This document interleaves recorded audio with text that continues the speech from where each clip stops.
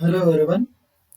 Continuing with our fourth experiment, the part B has quadrature phase shift keying, wherein the aim is to simulate the QPSK transmitter and receiver and plot the signals and its constellation diagram. So software used is as usual it is MATLAB 2018A. If you have MATLAB 2013 also, it is possible to simulate. This is the block diagram. So first let us understand about QPSK signaling. In QPSK, we know that we are going to use 2 bits per symbol and each symbol is represented by a different phase, which is different from BPSK where only 1 bit is to be represented per symbol and the two possible bits will have two different phases, either 0 or 180 degree. Here, the four possible phases what we can have for a carrier is 45 degree, 135, 225 and 315. And this is arbitrary. It depends on the technique what we use. It is not hard coded for 0045 or 1145, 01135 like that. Okay, that one has to remember. Another point is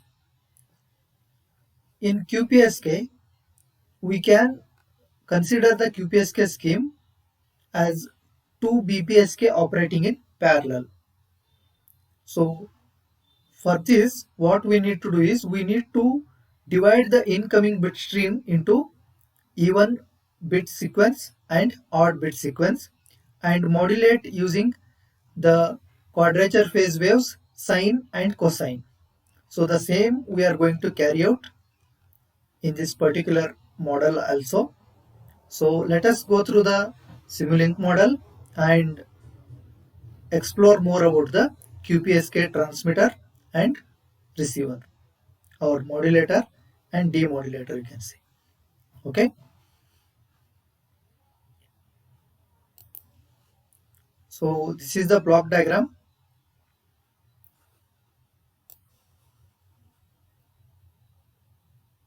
This part of the diagram is representing modulation scheme, whereas this part will be our demodulation. So let me explain blocks over here. So this block is the random integer generator. It is going to generate random number of integers, say plus 3, minus 3, plus 1, plus 2, like that it will generate.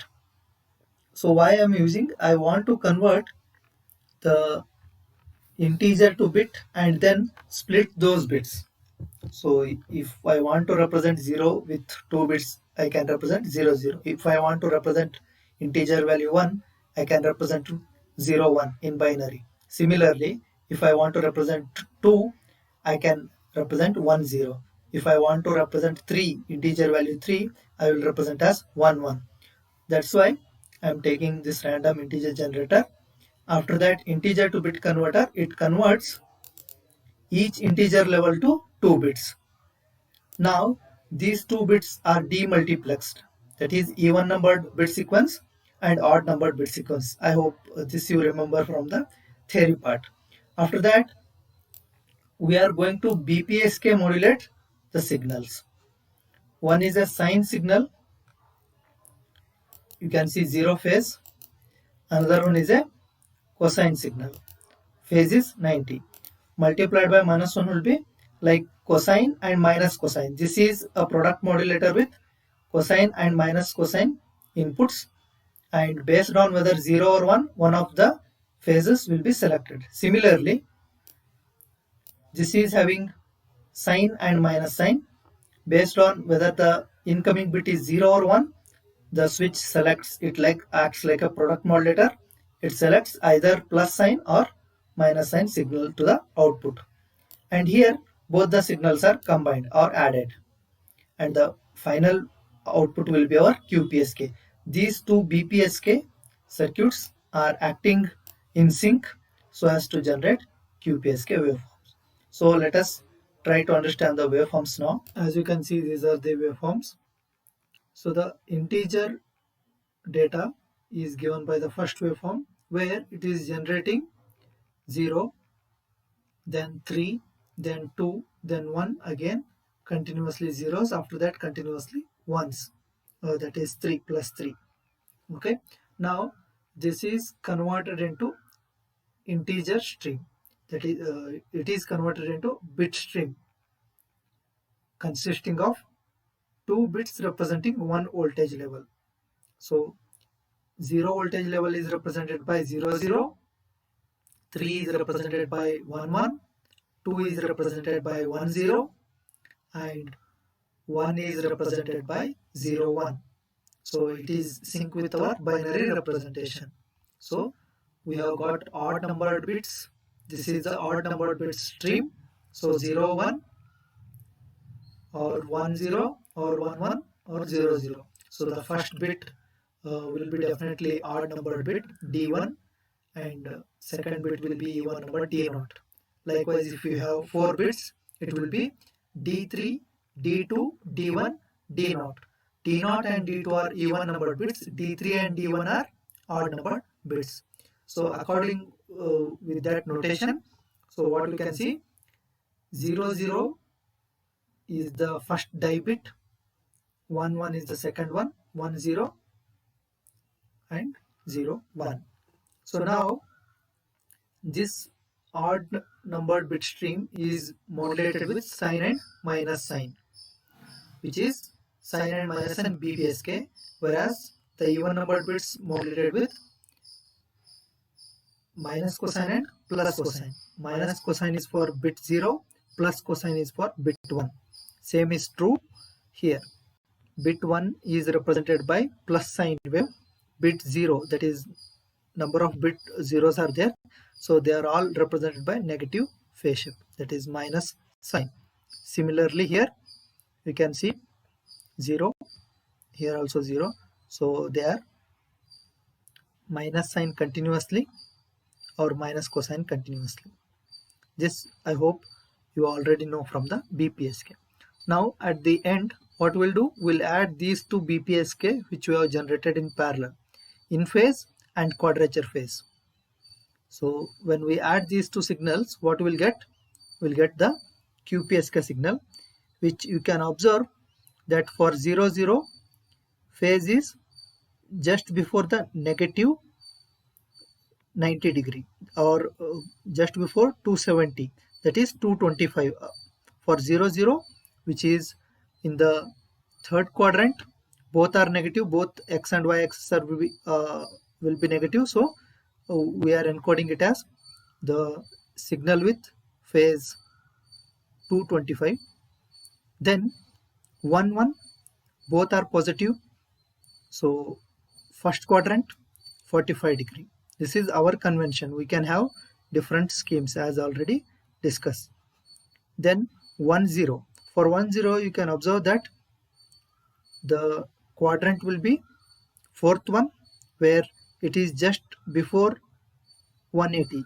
Just before 180 in the negative cycle means it is definitely 315.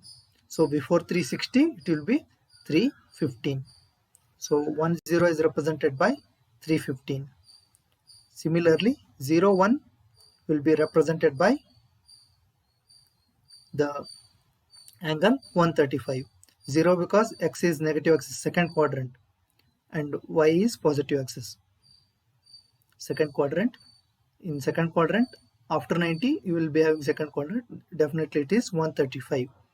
So with that notation, what we can understand is 0 0 is represented by 225 degree, whereas 1 1 is represented by 45, 1 0 is represented by 315, and 0 1 is represented by 135 degree. And the QPSK generated has 4 different phases for 4 different symbols, and each symbol is having 2 bits, 0 0, 1 1, 1 0, 0 1. So this is the way we can generate the signal. Let us look into the receiver. So in the receiver we have two BPSK demodulators. This is the demodulator circuit 1, which is having product modulator 1, then digital filter, then comparator. After that, the reverse operation what we have done there, that is we need to justify the positive level and the negative voltage levels of the signal. So for that we have multiplied with -1 and then added with +1. So positive voltage levels we want to get at the output, that is the same unipolar NRZ signal what we have applied. For that manipulation we have done. And in the demodulator, again the second BPSK demodulator, here the signal is cosine, that is the synchronous carrier what we have used is cosine, whereas here we have used the sine signal, phase 0. Okay, both are similar circuits. Now we have generated the even bit stream and odd bit stream. Now we have to multiplex these two signals, then only we can get back our original signal. So it is multiplexed using a multiplexer, 2:1 multiplexer. Let us check the output now. So as you can see, QPSK wave is our input to the demodulator, and we are going to get data out 1 and data out 2. We are comparing here data out 1 and data out 2 with data in 1 and data in 2. These are the demultiplexer signals we had in the transmitter end, correct? So if you compare data in 1 and data out 1, they are same. Here 0, here is 0. There is a slight delay. You can consider 1 bit delay here. So it is delayed version, but the bit stream is same. Similarly, data in 2 and data out 2, both are same sequences with delayed version, that is output is delayed version of input. Now when multiplexed, that is data in and data out are multiplexed. So data in multiplexed is here, which is same as this one. The second bit stream is delayed version of first one, that is output is delayed version of first one. So what we can understand from this, we can successfully demodulate the QPSK signals if we are able to design a receiver which can deal with our modulated signal, which is in phase as well as in the quadrature phase. Okay, so that's what the takeaway from this particular experiment. I hope all of you have understood this experiment. Thanks for watching.